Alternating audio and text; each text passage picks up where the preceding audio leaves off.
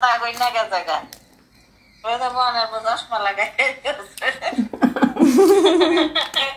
খাইতে খাইতে সুদানি ভালো মহানগর চিন্তা নাই শরীরে এই পিঠ রাখেন নাকি সাবান খাইয়া রুটি রুটি 24 ঘন্টা। এটি একটি লং ভিডিও। এতক্ষণ ভিডিও করতেছিলাম, তখন আমার ছোট ছোট ভাইয়ের বউরা ফোনে কথা বলছিল, সেটাই আপনাদের সাথে শেয়ার করলাম।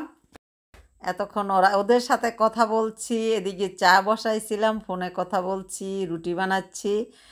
ওইদিকে চা এতই কড়া হয়ে গেছিল, ডেনিশ দুধ দিতে দিতেও আর চায়ের রং পরিবর্তন করতে পারলাম না। লাস্টে আমি 1 কাপ চা খাইছি, আর আমার মেয়ের চা খাওয়া হয় নাই, চা বলে তিতো।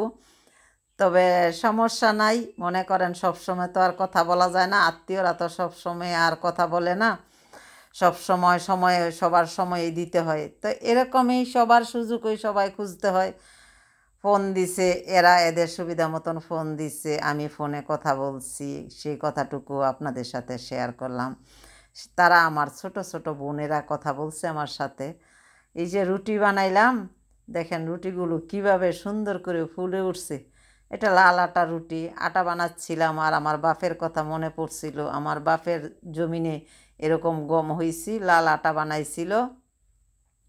তখন লাল আটার পরে, লাল গমের পরে সাদা গম বাইর হয়েছিল, তখন লাল আটা আর ভালো লাগে না, তখন সাদা আটা খাইতাম। সাদা আটা খাইতে খাইতে খাইতে খাইতে এখন বর্তমানে সব সাদা আটা খাই।